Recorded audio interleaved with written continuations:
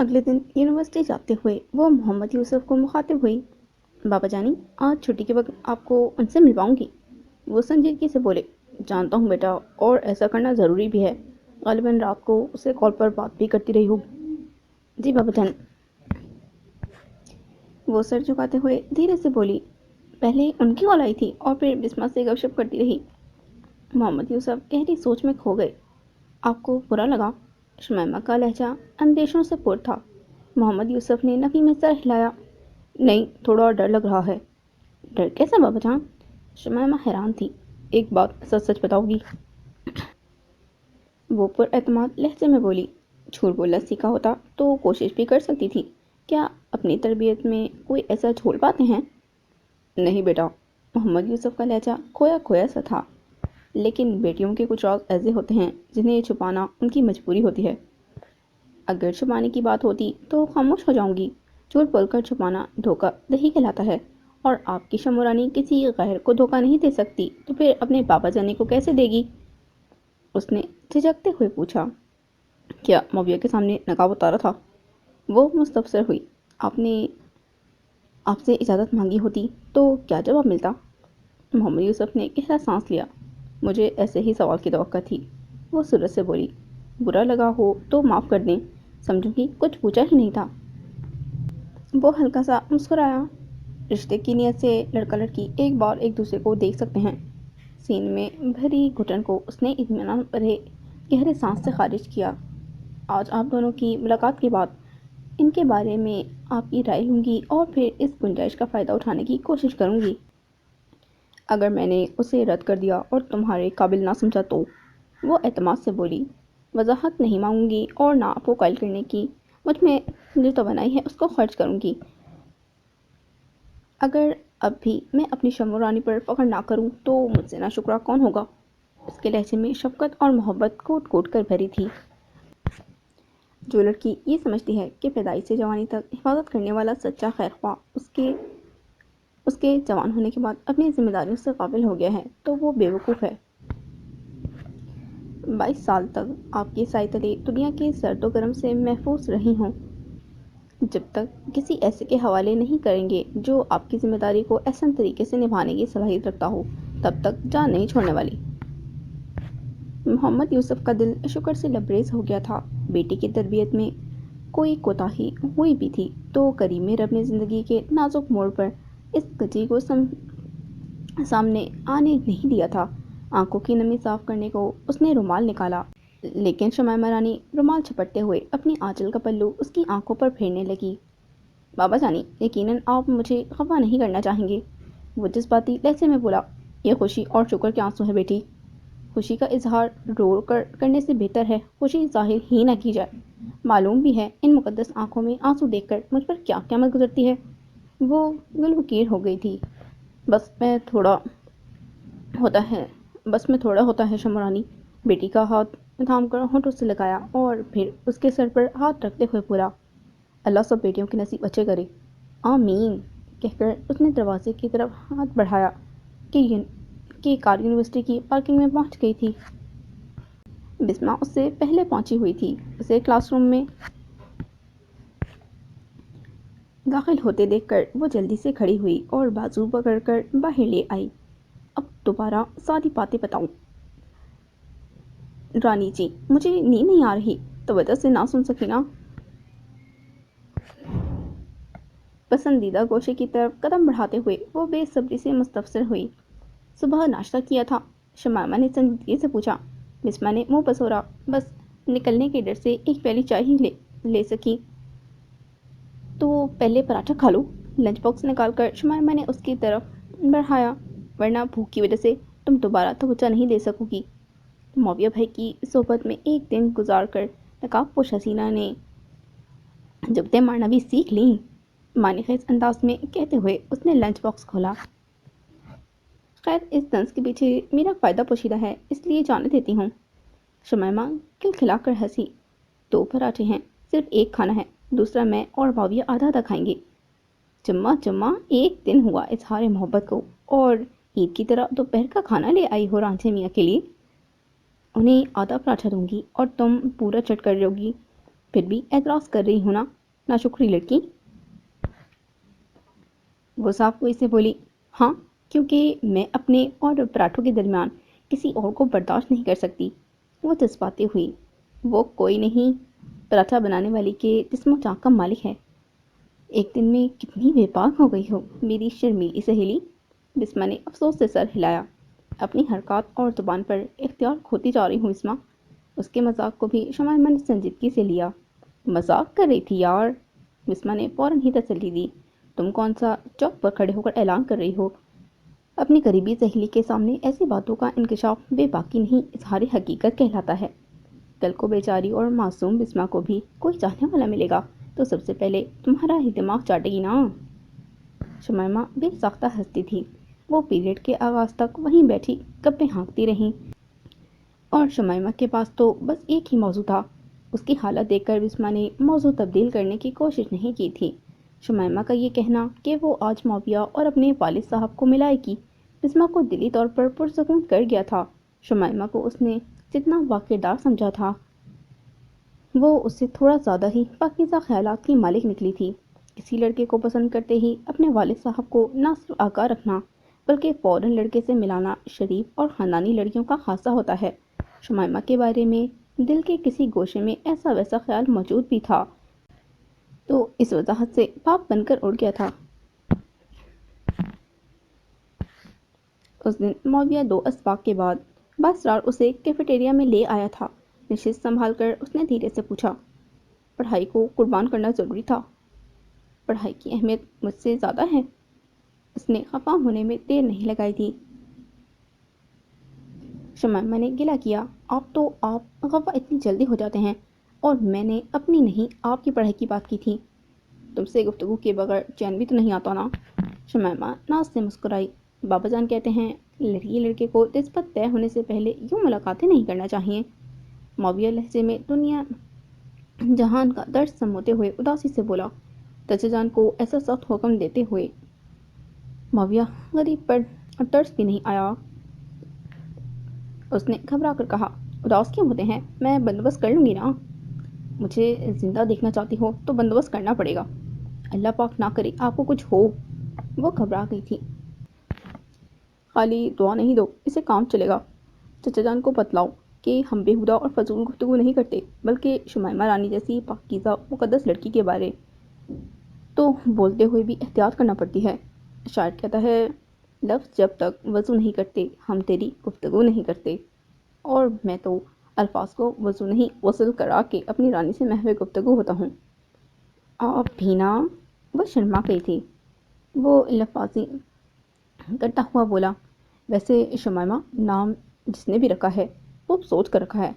خوشبو، عطر، واہ کیا نام ہے!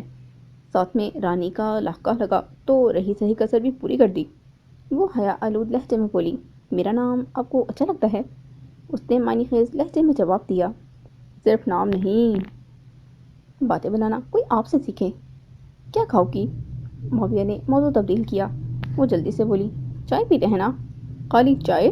معاویہ نے منہ بنایا، جانتی ہوں نا جب خوش ہوتا ہوں تو مجھے زیادہ بھوک لگتی ہے، اور جب میرے ساتھ تم ہوتی ہو تو میری خوشی کا ٹھکانہ نہیں ہوتا۔ شمائمہ کے دل نے بے ساختہ کہا، اتنا اچھا اور پیارا بولنا شاید ہی کسی کو آتا ہو، بتاؤ نا۔ اسے خاموش پا کر وہ مستفسر ہوا۔ آج آپ کے لیے پراٹھا بنا کر لائی ہوں، حیا آلود لہجے میں کہتے ہوئے اس نے شولڈر بیگ سے لنچ باکس نکالا۔ کیا یہ میں کیا سن رہا ہوں؟ اس نے فوراً شمائمہ رانی کے ہاتھ سے لنچ باکس جھپٹا۔ اس کے لہجے میں ایسی بے ساختگی اور جوش شامل تھا کہ شمائمہ محجوب ہی ہو گئی۔ لنچ باکس کھولتے ہوئے اس نے بے صبری سے دال کے پراٹھے کو اٹھایا اور پھر ایک دم کچھ سوچتا ہوا بولا، نہیں ایسے نہیں، تم نے پہلی بار میرے لیے کچھ بنایا ہے، یہ تو میں نہایت اہتمام سے کھاؤں گا۔ کوئی اتنا خاص بھی نہیں ہے۔ اس کی اداکاری کو حقیقت جانتے ہوئے شمائمہ شرمندگی محسوس کر رہی تھی۔ تمہارے نزدیک نہیں ہوگا سمجھی؟ اس نے بیرے کو اشارے سے بلایا۔ جی سر۔ بیرے نے قریب آ کر پوچھا، ایسا کرو، ایک پیزا، 2 تازہ جوس اور ایک خالی لفافہ۔ خالی لفافہ؟ بیرے کے لہجے میں حیرانی تھی۔ ہاں یار، خالی لفافہ، اور ہر بات کی وجہ دریافت نہیں کیا کرتے۔ بیرا خفیف انداز میں سر ہلا کر چل پڑا۔ وہ ہچکچاتے ہوئے بولی، کھا لینا اب، لفافہ اب کہاں ساتھ لیتے پھریں گے؟ معاویہ نے تیکھے لہجے میں کہا، کوئی نہ پوچھے تو مشورہ نہیں دیتے۔ وہ اداسی سے بولی، پتہ ہوتا کہ آپ اتنے خوش ہوں گے تو کوئی ڈھنگ کی چیز تو بنا کر لاتی۔ وہ قربان ہوتا، پھر بولا، محبوب کے ہاتھوں کی روکھی روٹی بھی عبد الکلیم سے بڑھ کر ہوتی ہے۔ اس نے بے اختیار ہو کر کہا، آپ بہت اچھے ہیں، اپنی شمائمہ رانی سے بڑھ کر نہیں ہوں۔ وہ دل ہی دل میں سوچنے لگی کہ جانے اللہ پاک کو اس کی کون سی نیکی پسند آئی کہ رحیم و کریم ذات نے اس کی قسمت میں معاویہ جیسا خوبصورت اور خوش اخلاق لڑکا لکھ دیا۔ جوس پینے کے بعد وہ شمائمہ کے کہنے پر کلاس روم میں جانے پر راضی ہو گیا تھا۔ بیرے کے لائے ہوئے لفافے میں اس نے شمائمہ رانی کا دیا ہوا پراٹھا ڈالا اور لفافے کو کوٹ کی اندرونی جیب میں رکھ لیا۔ بسمہ شدت سے منتظر تھی۔ آخری پیریڈ کے اختتام تک اسے موبائل فون پر معاویہ کے محبت بھرے کئی پیغامات مل چکے تھے۔ بسمہ کی وجہ سے وہ جواب تو نہیں دے سکتی تھی، البتہ گاہے بگاہے سر گھما کر معاویہ کی جانب چاہت بھری نظروں سے دیکھ لیتی تھی۔ اس کی دیوانگی کو دیکھتے ہوئے شمائمہ کو سمجھ نہیں آ رہی تھی کیسے دل چیر کر دکھائے کہ وہ بھی اسے اتنا ہی پیارا اور عزیز تھا۔ چھٹی ہوتے ہی اس نے نشست سے اٹھنے کی کوشش نہیں کی تھی۔ معاویہ بھی بیٹھا رہا۔ چونکہ بسمہ کو اس نے بتا دیا تھا کہ وہ معاویہ کو والد صاحب سے ملوائے گی، تبھی وہ انتظار کیے بغیر باہر نکل گئی تھی۔ میرا خیال ہے رانی جی کو مظلوم معاویہ پر ترس آ گیا ہے کہ چند لمحات کو ملاقات بخش دی۔ تمام کے نکلتے ہی معاویہ رومانوی لہجے میں بولا تھا، ملاقات کے لیے نہیں رکی جی، آپ سے ضروری کام ہے۔ شوخ لہجے میں کہتے ہوئے وہ کھڑی ہو گئی۔ تھوڑا سا تو رک جاؤ نا، معاویہ یوں بولا جیسے شمائمہ کے رکنے پر ہی اس کی زندگی کا دار و مدار ہو۔ وہ معنی خیز لہجے میں بولی، چلیں آج میں اپنے مستقل ملاقات کا بندوبست کرتی ہوں۔ سچ؟ معاویہ خوشی کا اظہار کرتا ہوا اس کے ہمراہ چل پڑا۔ اب ذرا یہ بتاؤ دو کہ یہ ہوگا کیسے؟ تھوڑا سا صبر نہیں کر سکتے؟ اس نے چاہت بھرے لہجے میں ڈانٹا۔ سچ کہتے ہیں محبت سے دور ہی رہنا چاہیے، مجھے کس نے کہا تھا دل لگانے کو؟ معاویہ منہ پسو کر خود کو کوسنے لگا۔ شمائمہ کھلکھلا کر ہنستی تھی۔ اتنی دیر میں وہ کار پارکنگ میں پہنچ گئے تھے۔ شمائمہ نے اپنے والد کو دیکھ لیا تھا۔ وہ معاویہ کو ساتھ لیے اسی جانب بڑھ گئی۔ محمد یوسف بھی کار سے باہر آ گیا تھا۔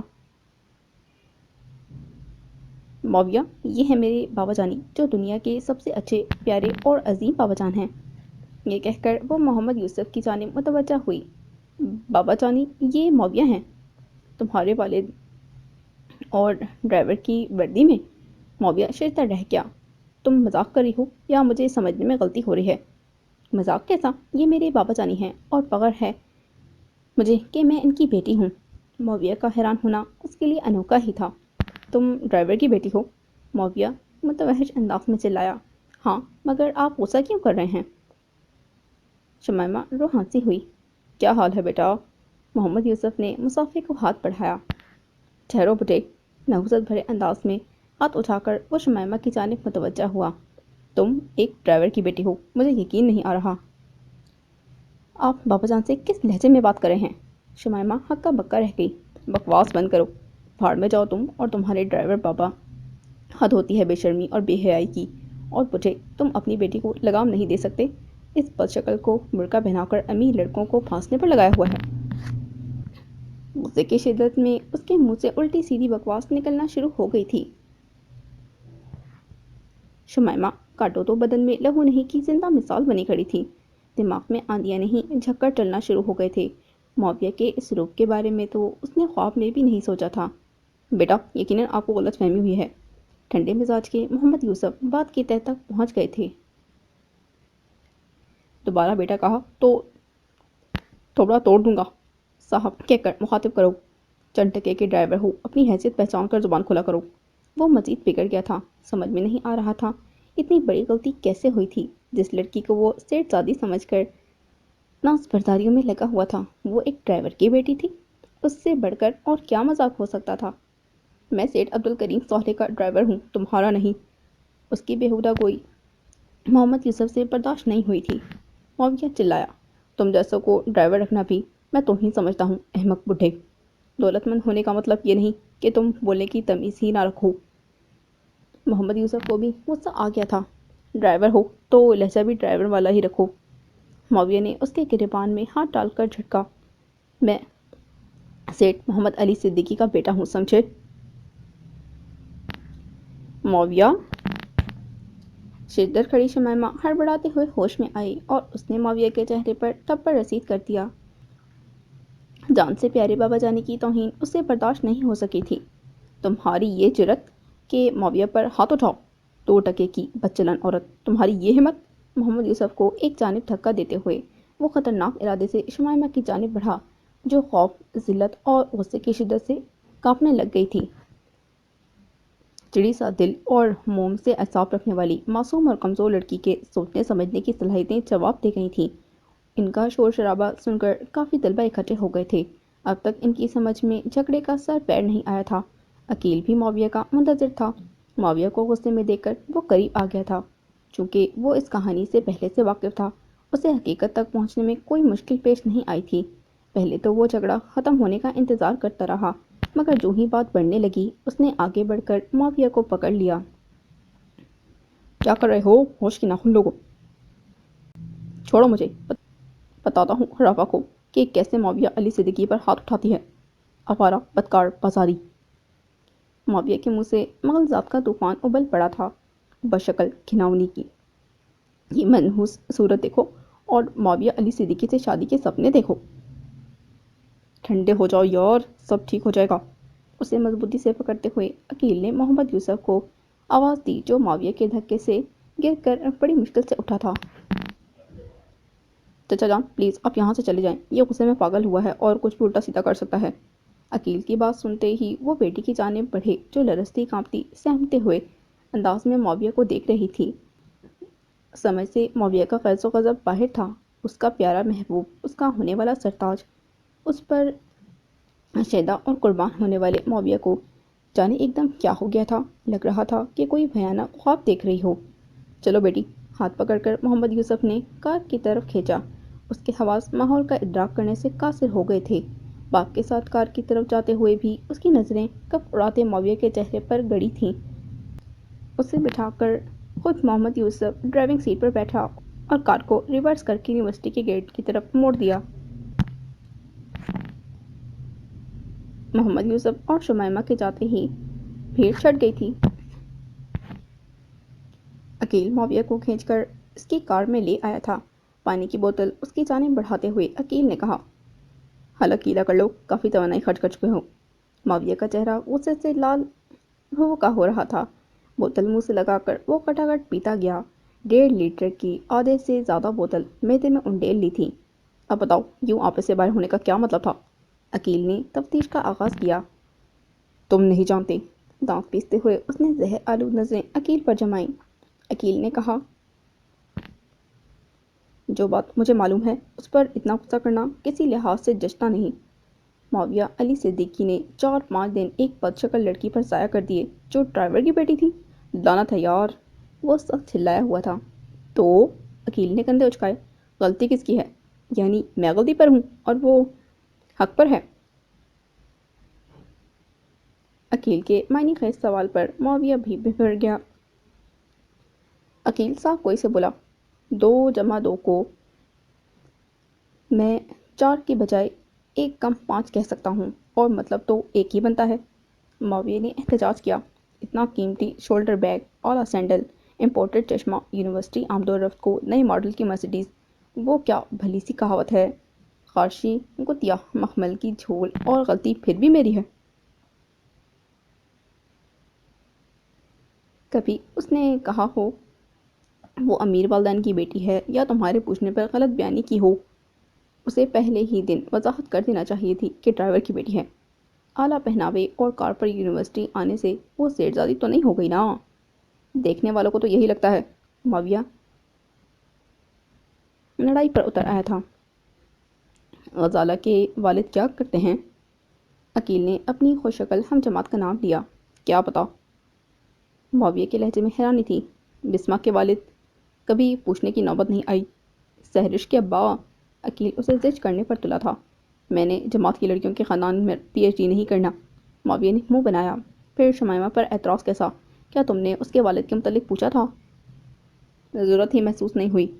آخری سوال شمائمہ سے باقاعدہ گپ شپ کا آغاز کل ہوا نا؟ عقیل نے بحث کو اختتام کی جانب موڑا۔ معاویہ نے اس بات میں سر ہلا دیا۔ عقیل نے کہا، اور آج اس نے تمہیں والد سے ملوا دیا، پھر تم کیسے اتنے رقیق الزام لگا سکتے ہو اور اسے گھٹیا القابات سے پکار سکتے ہو؟ معاویہ نے دانت پیستے ہوئے کہا، میرا غصہ ابھی ختم تو نہیں ہوا۔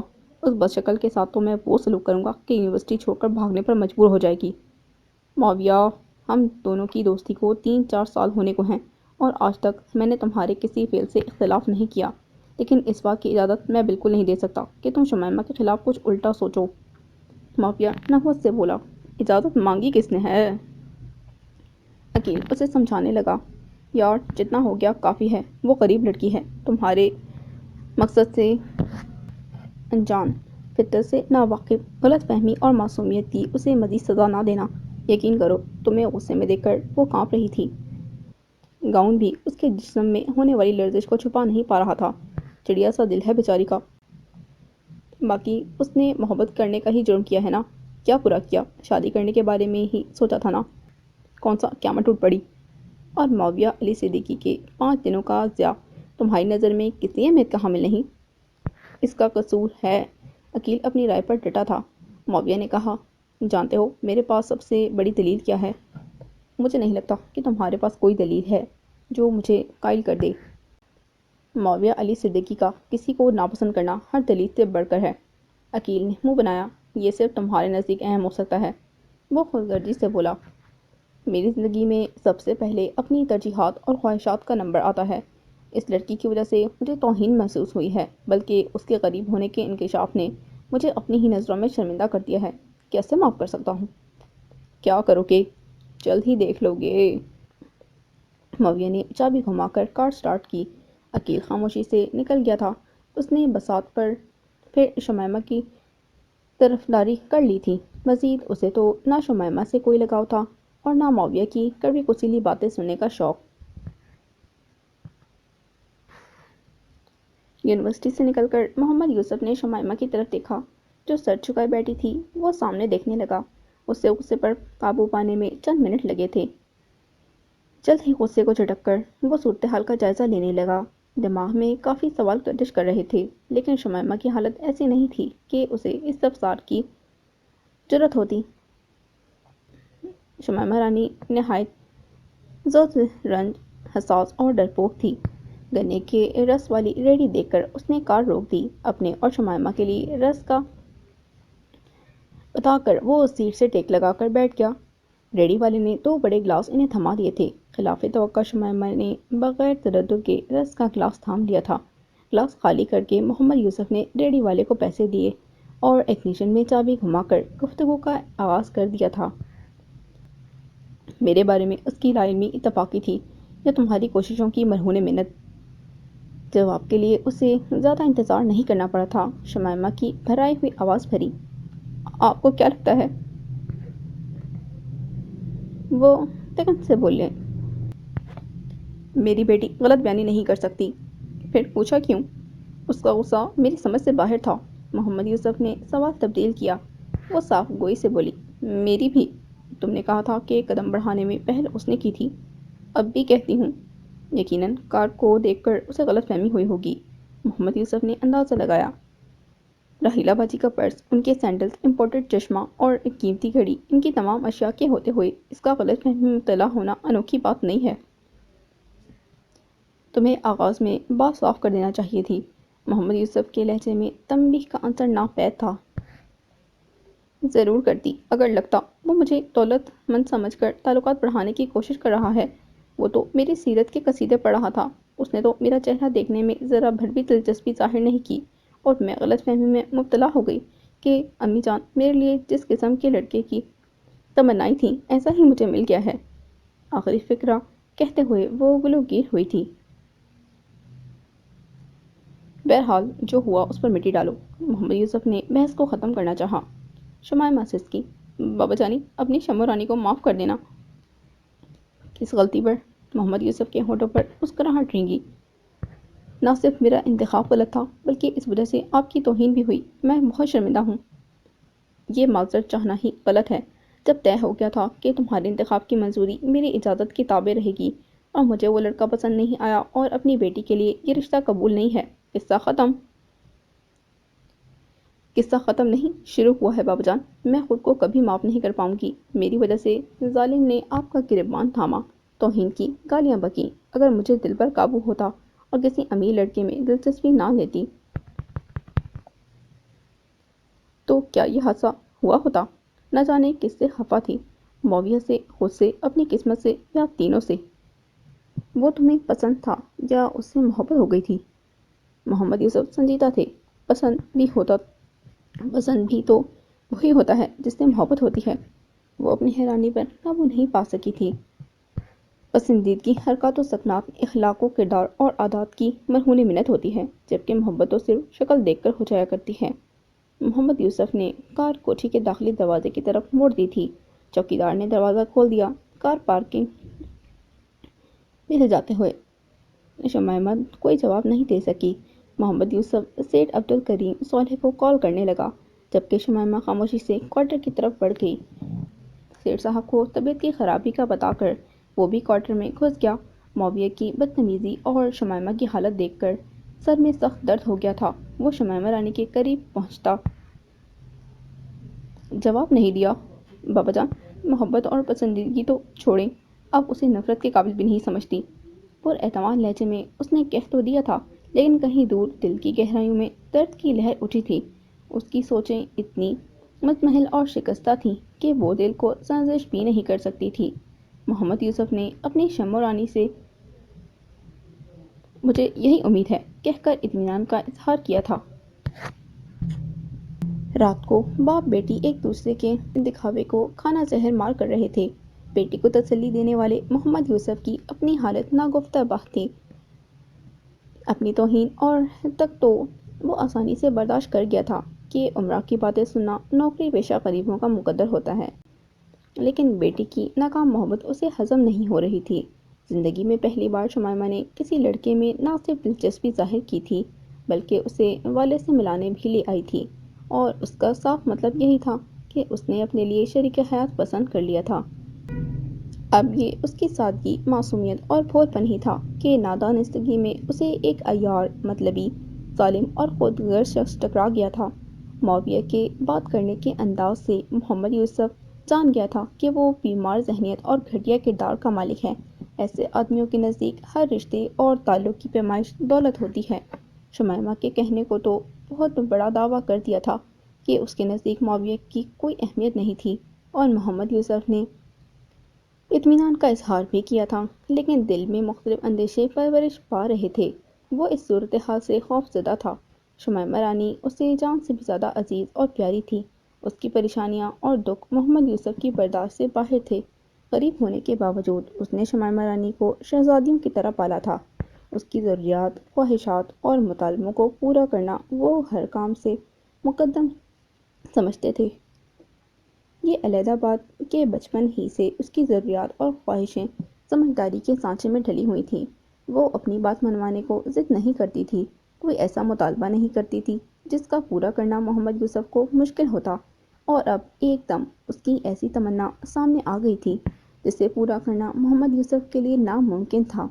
گو وہ خوش دلی سے اپنی خواہش سے دستبردار ہو گئی تھی، لیکن اندیشے محمد یوسف کی جان چھوڑ نہیں رہے تھے۔ وہ اچھی طرح جانتا تھا کہ وہ نہایت ذوق رنج حساس اور بڑی حد تک ڈرپوک تھی۔ معاویہ کے جارحانہ رویے سے جس طرح کانپ رہی تھی، وہ منظر محمد یوسف کو بھلائے نہیں بھول رہا تھا۔ معاویہ کو قابو کرنے والے جوان کا وہ دل ہی دل میں شکر گزار تھا کہ اس کی وجہ سے شمائمہ معاویہ کی جارحیت سے بچ گئی تھی۔ رات گئی تک وہ انہی خیالات میں کھویا رہا۔ نیند اس کی آنکھوں سے کوسوں دور تھی۔ وہ رات اس کی زندگی میں آنے والی بھیانک ترین راتوں میں سے ایک تھی۔ گھٹنوں میں سر دیے وہ اپنی بے بسی، ناقدری اور غربت پر کڑتی رہی۔ تحقیر، تذلیل اور توہین پر آنسو بہاتی رہی۔ مقدر، قسمت اور نصیب پر شاکی رہی۔ حماقت، بے وقوفی اور سادگی پر پچھتاتی رہی۔ محبت، الفت اور چاہت پر मातम कुना रही, कमियों, कोताहियों और गलतियों पर मुतफक्किर रही, अपने दिल, जज्बात और लतीफ़ एहसासात को कोसती रही। सारा किस्सा उसकी अक्ल और सोच से मावरा था। माविया का ये रूप तो उसके वहमो गुमान में भी नहीं था। कहाँ मोहब्बत के दावेदार, उसकी गुर्बत का ख्वाहां, विसल का मुतमन्ना, और कहाँ नफरत, हकारत और कराहियत की आग में जला भुना माविया। दोनों अलग अलग शख्सियतें नज़र आ रहे थे। उसके दिमाग में माविया का शोख लहजा गूंजा। शुमाइमा रानी जैसी पाकीज़ा और मुक़द्दस लड़की के बारे में तो बोलते हुए भी एहतियात करना पड़ती है। शायर कहता है, लफ्ज़ जब तक वज़ू नहीं करते, हम तेरी गुफ्तगू नहीं करते, और मैं तो अल्फाज को वज़ू नहीं गुस्ल करा के अपनी रानी से महफ़ गुफ्तगू होता हूँ। अश्कों की रवानी में इजाफा हुआ और एक दूसरा मंजर उसकी आंखों के सामने उभरा। आवारा, बदकार, बाजारी, बशक्ल, घिनौनी की मनहूस सूरत देखो और माविया अली सिद्दीकी से शादी के सपने देखो। उसका दम घुटने लगा था। गहरे सांस लेकर उसने सीने पर मुक़ीद घुटन को कम करना चाहा, मगर कामयाब नहीं हुई। शिद्दत से खुली फिजा की कमी महसूस करने के बावजूद वो कमरे से बाहर नहीं निकल सकती थी। ऐसा करने की सूरत में वालिद को पता चल जाता, और वो नहीं चाहती थी कि इन्हें उसकी बेसकूनी और बेकरारी के बारे में कुछ मालूम हो। जब घुटन ज़्यादा बढ़ी तो उसने आहिस्तगी से कमरे की खिड़की खोली और जाली से नाक लगाकर गहरे सांस लेने लगी। काफ़ी देर वहीं खड़ी रही, यहाँ तक कि टांगें थकन से शल होने लगीं। खिड़की के कवाड़ खुले छोड़कर वो बोझल कदमों से चारपाई की तरफ बढ़ी और तकिए पर चेहरा रखकर औंधे मुंह लेट गई। माविया, तुमने ऐसा क्यों किया? क्या दुश्मनी थी मेरे साथ? अगर अपने काबिल नहीं समझते थे तो तवज्जो ही क्यों दी? अगर मैं तुम्हारे मयार की रही थी तो इजहार मोहब्बत क्यों किया? सीरत के शदाई को बसूरती के ताने देना नहीं जचते, और फिर तुमने मेरी शक्ल सूरत देखे बगैर मुझे घिनौना, बदसूरत और बदशक्ल करार दे दिया। कोई मनसिब मिजाज आदमी तो ऐसा नहीं करता। क्या गुर्बत और मुफलसी इतनी बड़ी खामी और कमी है जिसने तुम्हें मेरी तहकीर और तस्दील का हौसला बख्शा? अगर मैं सच में कसूरवार भी थी बाबा जानी, तो बेकसूर थे। इन्हें किस बात की सज़ा दी? एक बूढ़े की तौहीन करने पर तुम्हारा दिल ज़रा भी नहीं लरज़ा? इतने संगदिल और जालिम हो कि बाप की उम्र के बूढ़े को जवान बेटी के सामने जदो कोप करने से पास नहीं आए। माविया, तुमने मेरा दिल चीर दिया है, सीना छिलनी कर दिया है, मेरे एहसासात और जज्बात को भस्म कर दिया है। बहुत बुरा किया है माविया, बहुत बुरा। कोशिश करूँ भी सही तो तुम्हें माफ़ नहीं कर सकती। जाने वो क्या क्या सोचती रही, कैसे कैसे गिले और शिकवे माविया से करती रही, मगर दिल को करार नहीं आ रहा था। और फिर सब्र न हुआ और वो माविया को पैगाम लिखने लगी। मोहतरम माविया साहब, अगर आपको गरीब और मुफलिस बुरे लगते हैं तो पहले बता देते, और बिलफर्ज पहले ऐसा नहीं कर सके थे तो पता चलने पर नरमी से कह देते कि मैं आपके मयार के मुताबिक नहीं हूँ। यूँ मेरी जग हसाई और तस्लील से आपको क्या हासिल हुआ? क्या आप इतने संग दिल हैं कि मेरे बाबा जान के बुढ़ापे पर भी तरस ना आया? इनकी सफ़ेद दाढ़ी भी आपको जुल्म से पास ना रख सकी। इन्हें इस तरह तकलीफ और अजियत देने से क्या अल्लाह पाक माफ़ कर देगा? और ईमान से बताएं, मैंने कब धोखा दिया है, गलत बयानी की है, या किसी अमीर लड़के पर डोरे डाले हैं? लड़की फंसाने वालियाँ नकाब नहीं ओढ़ती। हमारे दरमियान जो एक दो मुलाकातें हुईं, सरासर आपकी ईमा पर हुईं। पहल आपने की, बातचीत का आगाज़ आपने किया, इजहार मोहब्बत आपकी तरफ से हुआ, और मतऊन मुझे कर रहे हैं। क्या ये अदल इंसाफ के मुनाफी नहीं है?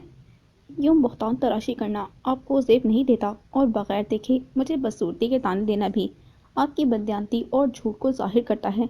चाहे जैसी भी हूँ, कम अज़ कम चेहरा किसी गैरमर्द के सामने खुले नहीं फिरती, और मेरी बदसूरती और भद्देपन को उजागर करने की ज़रूरत किस लिए पेश आई, जबकि आपको सिर्फ सीरत ही से गर्ज थी? बाकी मुझे आवारा, बदकार और बाजारी किस लिए कहा? कोई सबूत है? क्या आपको अल्लाह पाक का खौफ नहीं है? आप बेकसूर लड़की पर इस तरह बहतान तराशी करके यकीनन आपको सुकून नहीं मिलेगा, और मैं कसम खाती हूँ ज़िंदगी में पहली बार किसी नामहरम लड़के से इस तरह मुलाकात की है। यकीनन गुनहगार होंगी, लेकिन बदकार, बाजारी और आवारा नहीं हूँ। अल्लाह पाक से तौबा कर लेना, बाबा जान से भी माजत कर लेना। مجھ سے معافی مانگنے کی کوئی ضرورت نہیں، جو کچھ ہوا اسے بھولنے کی کوشش کروں گی۔ پیغام بھیج کر وہ کافی دیر جواب کی منتظر رہی، مگر انتظار لا حاصل رہا تھا۔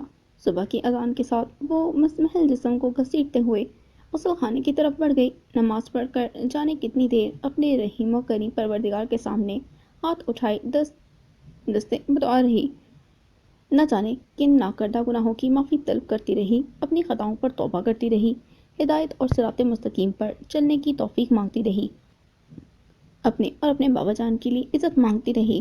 اس نے معاویہ کے لیے بد دعا نہیں کی تھی۔ طویل دعا کے بعد اس نے دل کو کافی ڈھارس اور حوصلہ ملا تھا۔ جائے نماز لپیٹ کر اس نے الماری سے قرآن پاک اٹھایا اور تلاوت کرنے لگی۔ محمد یوسف مسجد سے نہیں لوٹے تھے اور ان کے آنے تک وہ تلاوت ہی میں مشغول رہی۔ ان کی آمد کے بعد وہ گرم گرم ناشتہ تیار کرتی رہی۔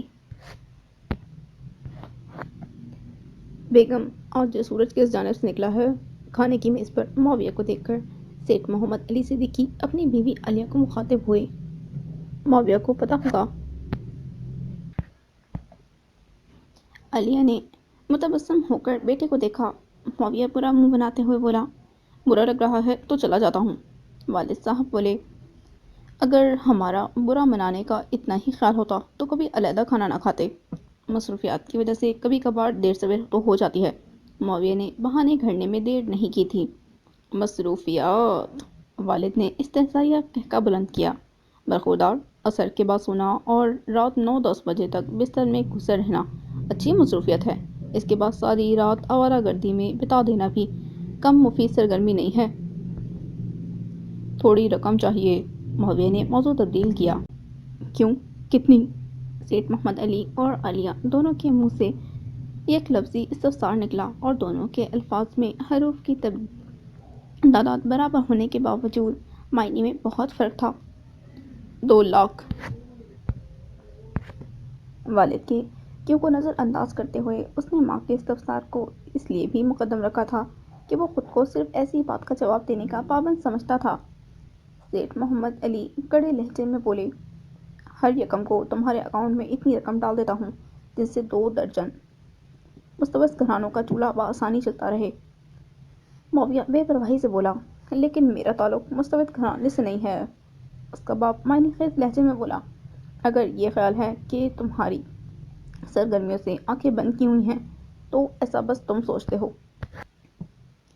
جو بات میں چھپانے کی کوشش نہیں کرتا، اس کے بارے میں جاننے کا دعویٰ کرنا فضول ہے پاپا۔ معاویہ کندھے اچکاتے ہوئے پلیٹ میں سالن ڈالنے لگا۔ سیٹھ محمد علی نے تشویش ظاہر کی، تمہارے کافی شوق ایسے ہیں جو اس عمر میں عمرہ کے بچوں کو ہوتے ہیں اور میں نے اعتراض بھی نہیں کیا، لیکن جوا کھیلنا نہایت غلط حرکت ہے۔ معاویہ نے منہ بنایا، یہ بھی بس وقت گزاری کا مشغلہ ہے۔ یہ مشغلہ نہیں، لعنت ہے۔ وہ غصے سے چلایا، میرے سارے دوست کھیلتے ہیں۔ معاویہ کے نزدیک والد کا غصہ کرنا کسی اہمیت کا حامل نہیں تھا، یوں بھی اکیلا بیٹا ہونے کی وجہ سے وہ بچپن ہی سے لاڈ پیار کا عادی تھا۔ اس کی بڑی بہن کی شادی 2-3 سال پہلے ہی ہو چکی تھی، یوں بھی اس کی موجودگی میں بھی پیار اور محبت کا اصل حقدار معاویہ ہی کو سمجھا جاتا تھا، بلکہ بڑی بہن سال سال اس پر جان چھڑکتی تھی اور اس کی شادی ہونے سے معاویہ کا ایک ووٹ ہی کم ہوا تھا۔ بیٹا، وقت گزاری کو چھوٹی موٹی شرط لگانے کی تو خیر ہے، لیکن پورا جیب خرچ ہی جوئے میں اڑا دینا کہاں کی عقل مندی ہے؟ عالیہ گفتگو میں دخیل ہوئی۔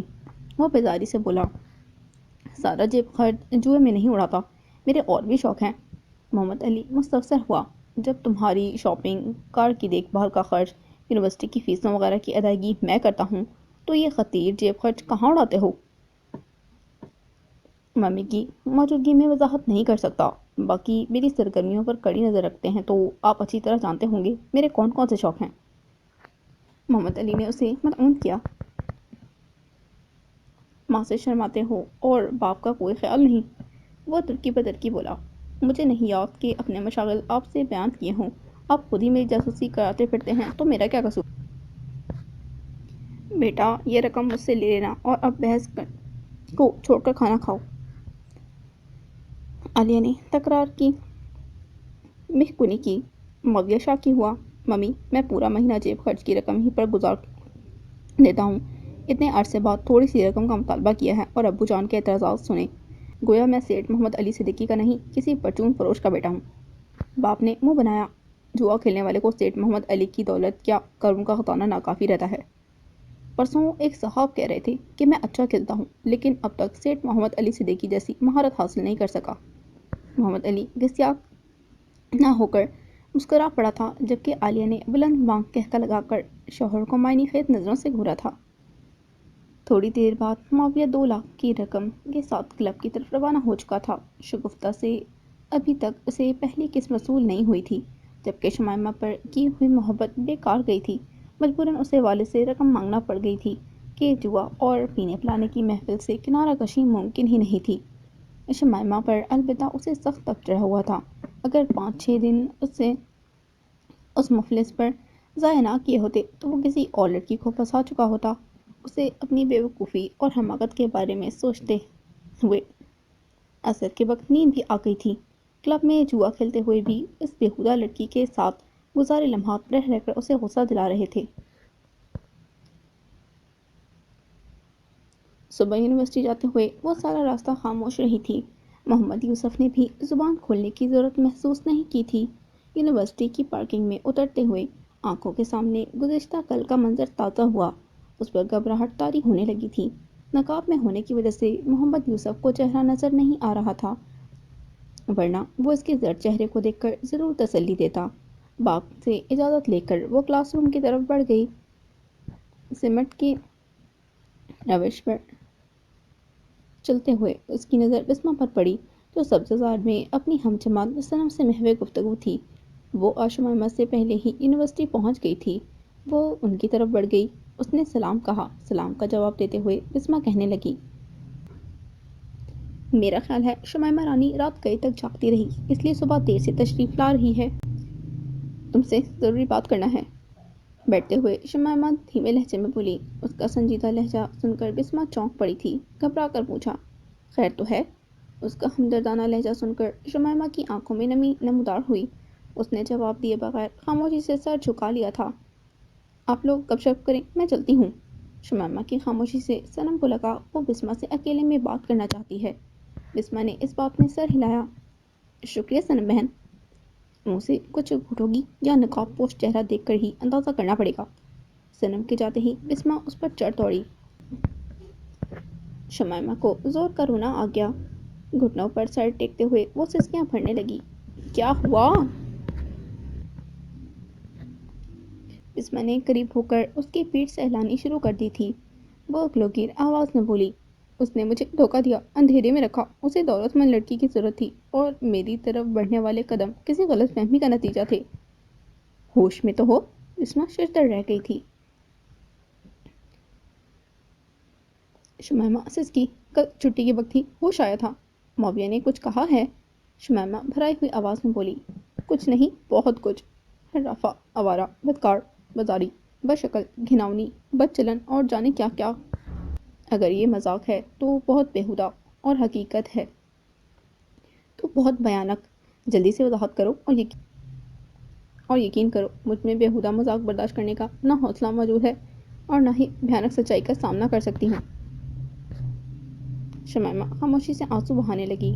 بسمہ تشویش بھری نگاہوں سے اسے گھور رہی تھی۔ جانتی ہو، رونا ڈرپوک لڑکیوں کا پسندیدہ کام ہے، لیکن مجھے بے چینی ہو رہی ہے اور پوری بات جانے بغیر سکون نہیں آئے گا۔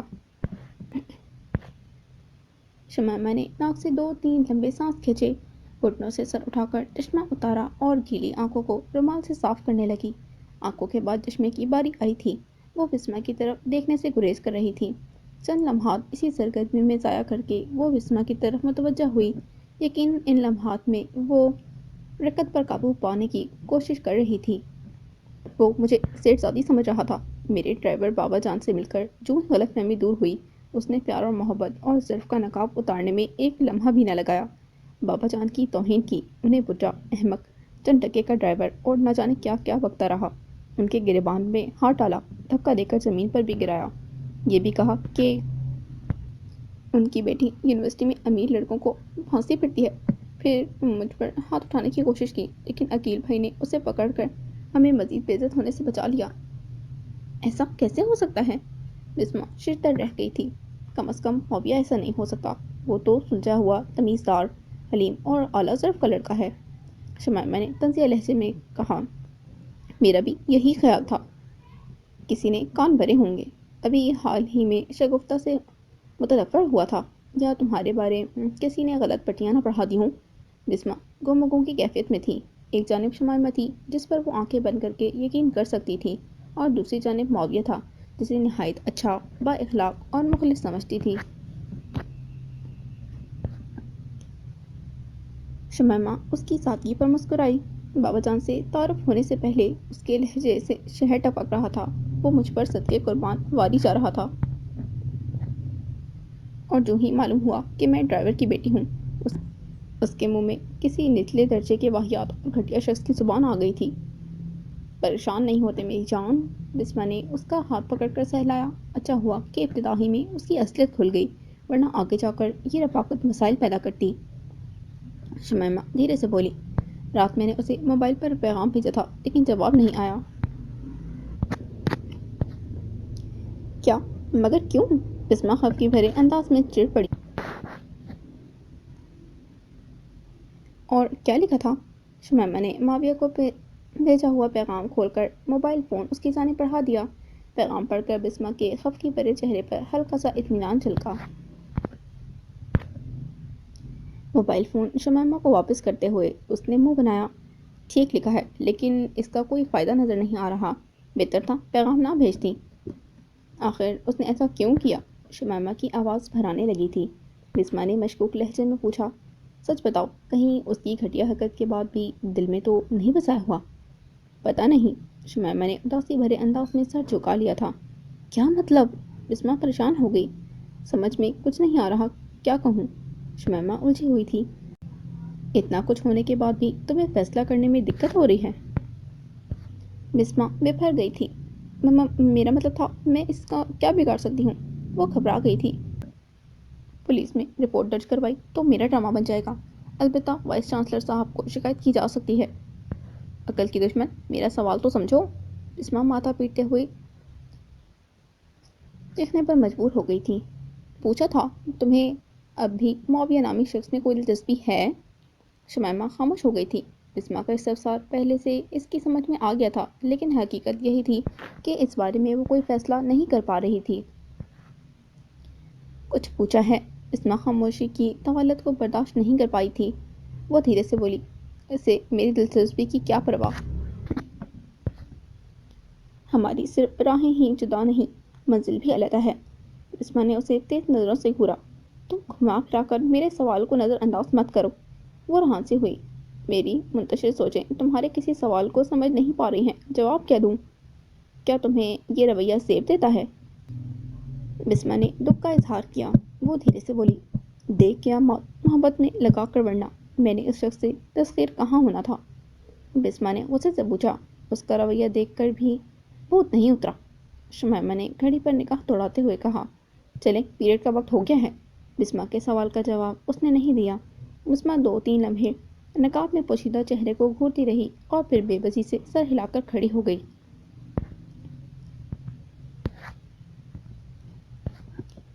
وہ پیریڈ شروع ہونے سے چند منٹ پہلے کلاس روم میں داخل ہوئی تھیں۔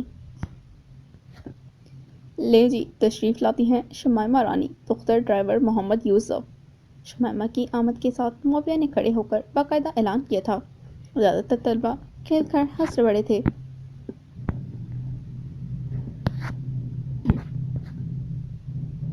یقیناً ان کی آمد سے پہلے معاویہ کافی زیر افشانی کر چکا تھا۔ شمائمہ نے بے اختیار بسما کا ہاتھ تھام لیا تھا۔ کپکپاہٹ محسوس کرتے ہی بسما نے اس کے ہاتھ کو پیار سے سہلایا، گویا حوصلہ دے رہی ہو۔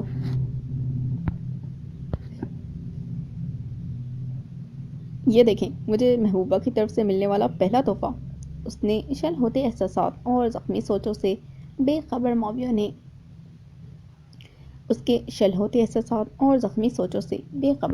نے جیب سے لفافہ نکال کر لہرایا۔ اگر آپ لوگ سوچ رہے ہیں کہ اس میں کوئی اعلیٰ موبائل فون، قیمتی گھڑی یا اس قسم کی کوئی چیز ہے، تو آپ کی سوچ نہایت سطحی ہے۔ بہرحال میں زیادہ دیر آپ کے صبر کو نہیں آزماؤں گا۔ یوں بھی میں نے وعدہ کیا تھا کہ شمائمہ رانی دختر ڈرائیور محمد یوسف کی آمد پر قیمتی تحفے کی رونمائی ہوگی۔ یہ کہتے ہوئے اس نے لفافہ کھول کر پراٹھا سب کی آنکھوں کے سامنے لہرایا۔ اگر کسی کو اس عظیم تحفے کی سمجھ نہیں آ رہی تو وضاحت کر دیتا ہوں، یہ دال کا پراٹھا ہے۔ چند کہہ کے بلند ہوئے۔ کچھ کے چہروں پر استہزائیہ مسکراہٹیں نمودار ہوئیں۔ دو تین بے پرواہی سے پڑھائی میں لگے رہے، جبکہ شمائمہ رانی کی آنکھیں توہین کے احساس سے نم ہو چکی تھیں۔ مسٹر معاویہ یقیناً کسی مہذب آدمی کو ایسی باتیں زیب نہیں دیتی۔ بسمہ خاموش نہیں رہ پائی تھی۔ شمائمہ کے جسم کی خفیف کپکپاہٹ کو وہ اچھی طرح محسوس کر سکتی تھی، اور اگر وہ خاموش رہتی تو یقیناً شمائمہ کا ڈر سوا ہو جاتا۔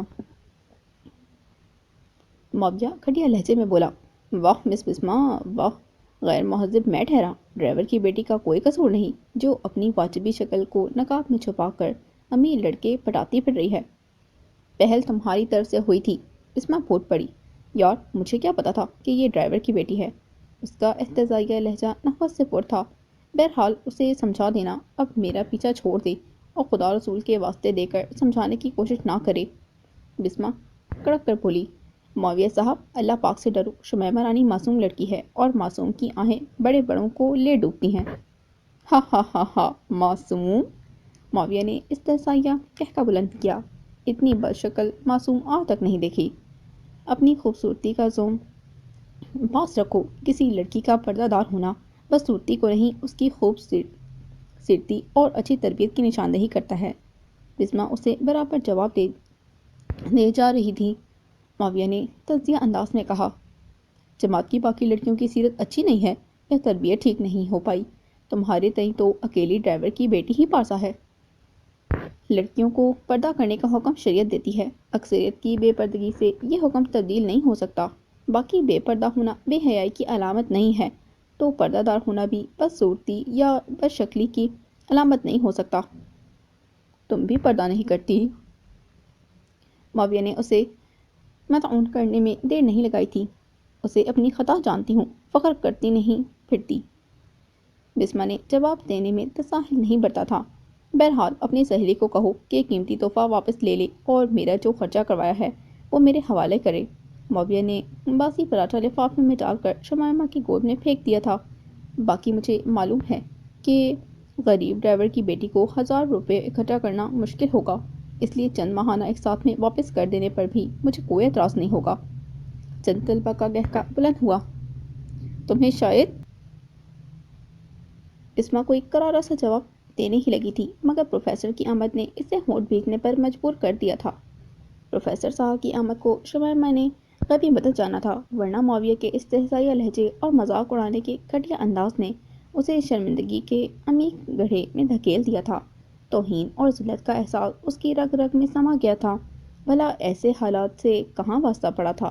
شرم و حیا کی پتلی، چالاکی و مکاری سے غافل، ڈرپوک اور بزدل لڑکی معاویہ جیسے بے شرم اور منہ پھٹ لڑکے کا کہاں مقابلہ کر سکتی تھی؟ وہ دل ہی دل میں بسمہ کی بھی شکر گزار تھی جو اس کی وکالت میں معاویہ سے تکرار کرتی رہی تھی۔ معاویہ کا پیسے کا مطالبہ کرنا بھی اسے پریشان کر گیا تھا۔ اس کے پاس بمشکل 200-300 روپے ہی موجود تھے۔ اسے زیادہ پیسے رکھنے کی ضرورت ہی کبھی محسوس نہیں ہوئی تھی، کیونکہ آنے جانے کو کار کی سہولت میسر تھی اور کھانے کو وہ گھر ہی سے کچھ پکا کر لے آتی تھی۔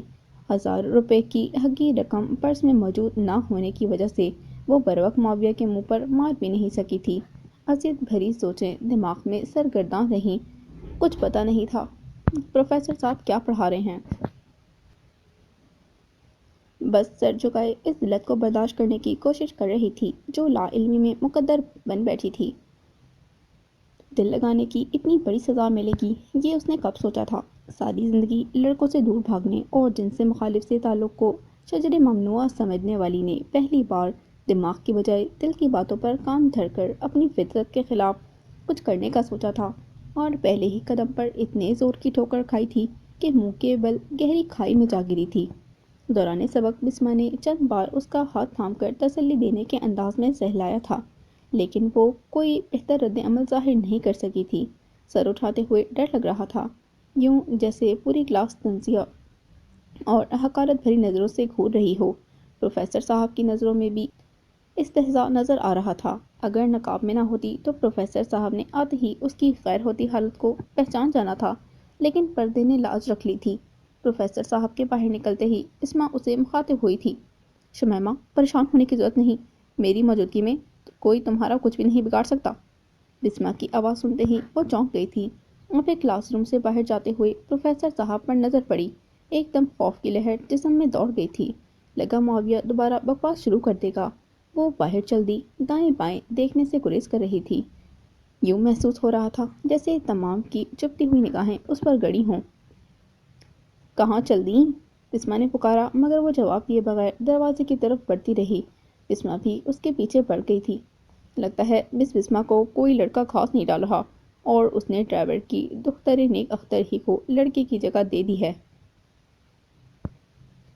یوں بھی لڑکوں کے ساتھ مس شمیمہ رانی کی شکل کافی ملتی ہے، صرف نسوانی آواز ہی کا فرق ہے۔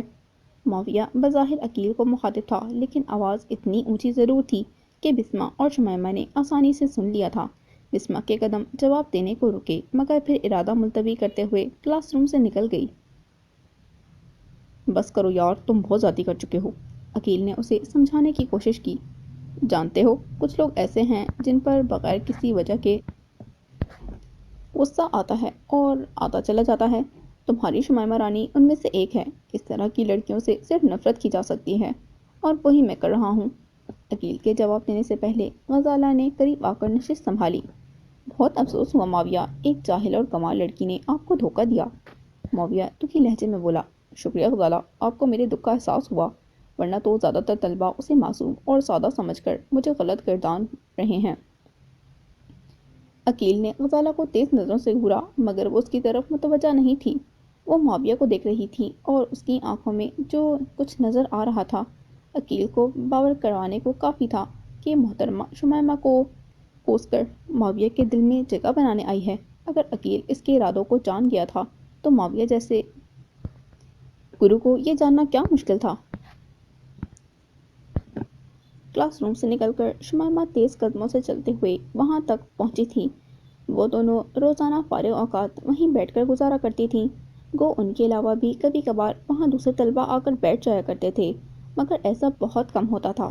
بیٹھتے ہی شمیمہ نے حلق میں مقیم سسکیوں کو آزاد کیا اور اشکوں کا سیلاب مسلسل بہنے لگا۔ شمیمہ، ایسے تو نہیں کرتے، دیکھو تم یونیورسٹی کے طلبہ ہو، غریب یا مفلس ہونے کا یہ مطلب تو نہیں کہ کسی سے کم ہو یا جو جس کی مرضی میں آئے وہ بکنا شروع کر دے۔ قریب بیٹھ کر بسمہ اس کی پیٹھ سلاتے ہوئے تسلی دینے لگی۔ شمیمہ سسکیاں بھرتی رہی، رونے سے کیا ہوگا؟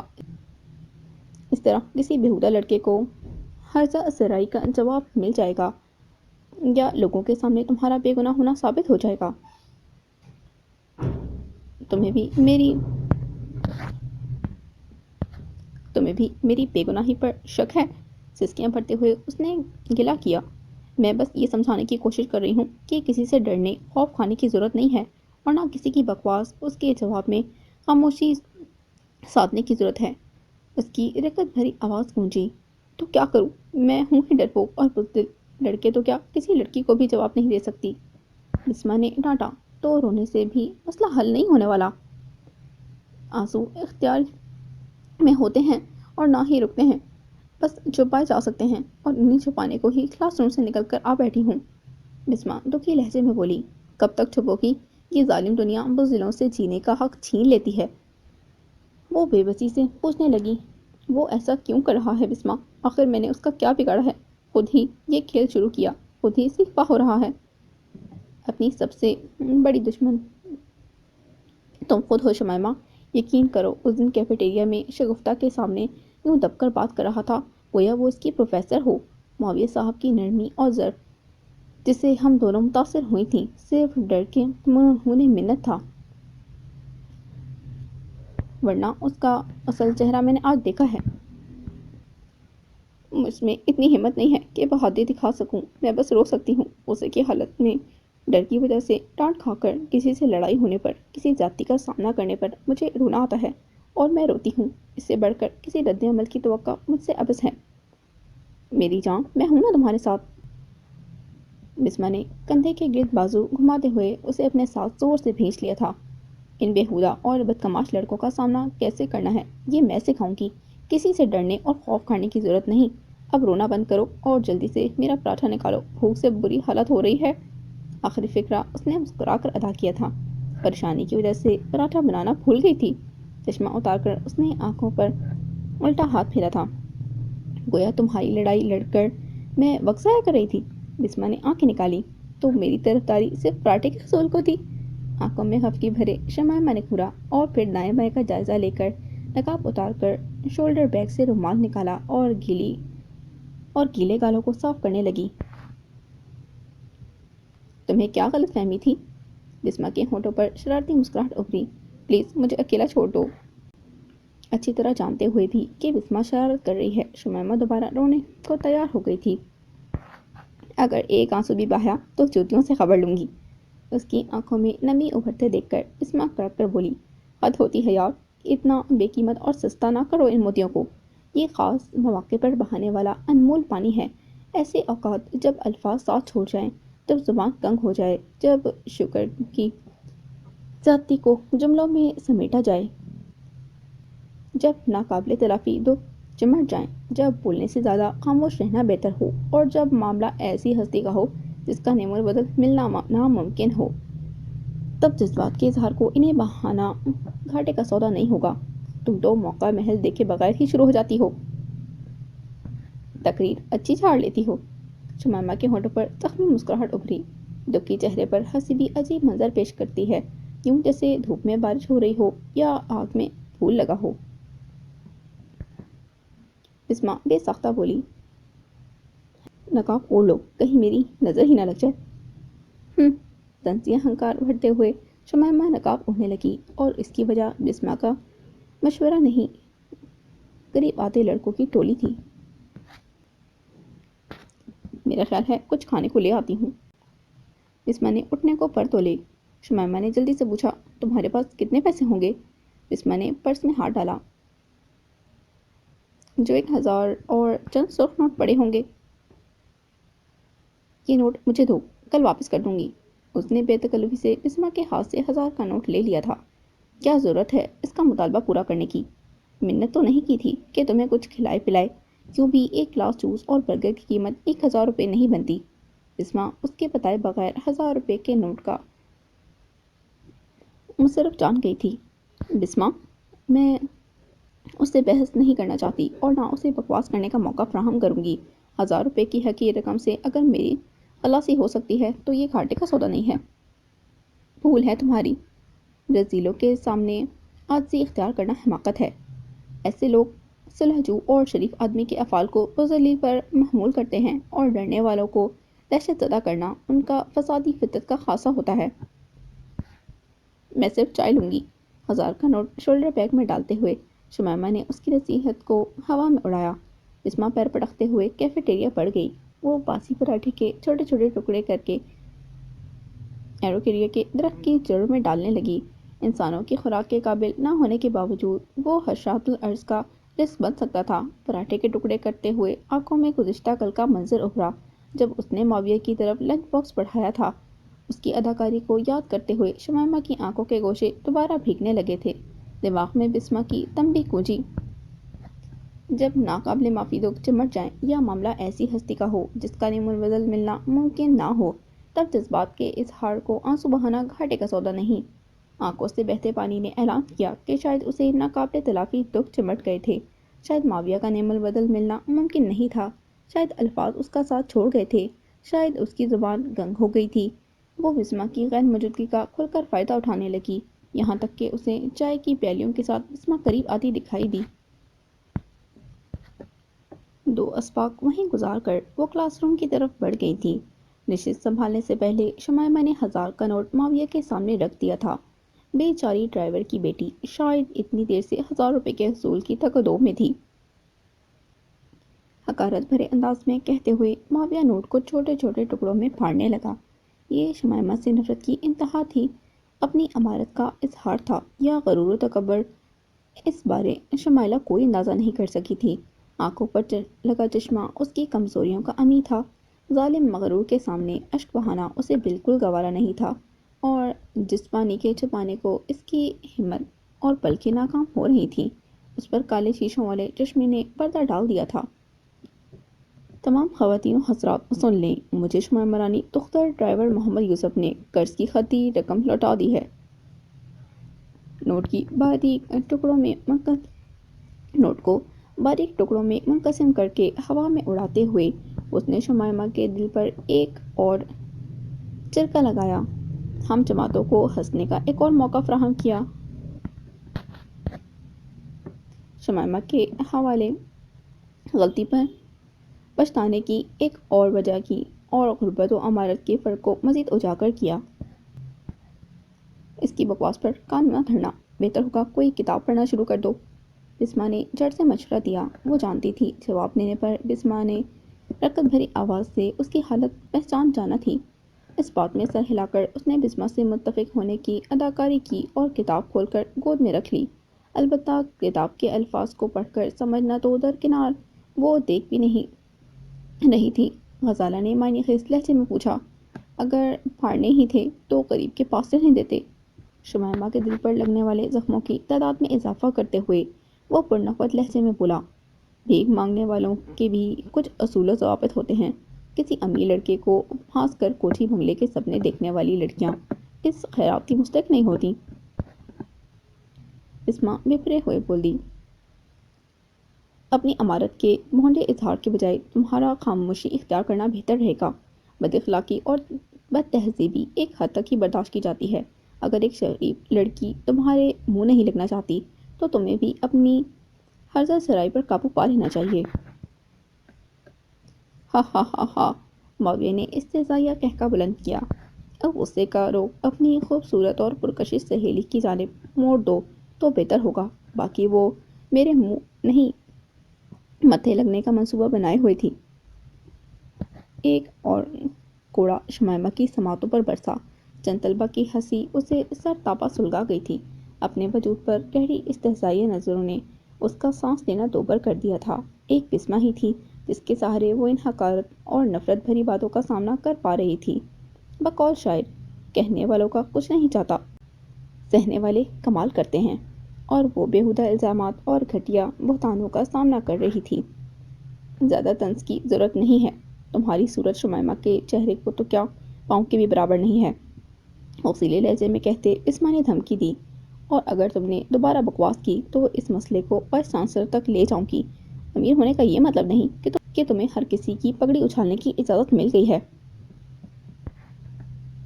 خوبصورت لڑکی کی جھگڑالو سہیلی، معاویہ نے لفظ خوبصورت پر خصوصی زور دیتے ہوئے کہا، پگڑی عزت داروں کی ہوتی ہے۔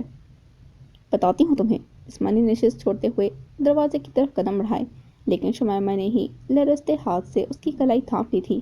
بسما، بیٹھ جاؤ۔ حلق سے بھرائی ہوئی نحیف آواز برآمد ہوئی۔ قہر آلود نگاہیں معاویہ کے چہرے پر ڈالتے ہوئے بسما بیٹھ گئی تھی۔ اور پھر پروفیسر باسط صاحب کی آمد نے عارضی طور پر تکرار کو ختم کر دیا تھا۔ سبق کے اختتام پر پروفیسر صاحب کے باہر جاتے ہی معاویہ نے موبائل فون پر گانا لگا دیا تھا۔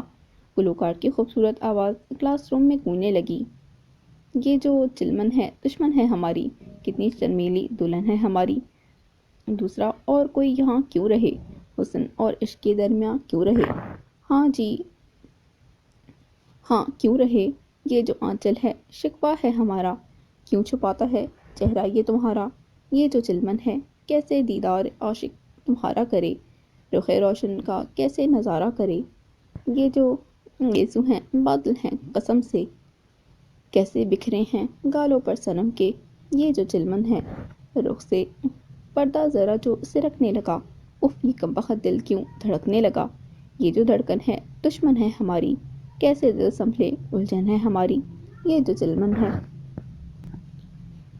تمام کو سنجیدہ گیت کے پیچھے چھپا طنز اور استہزاء معلوم تھا۔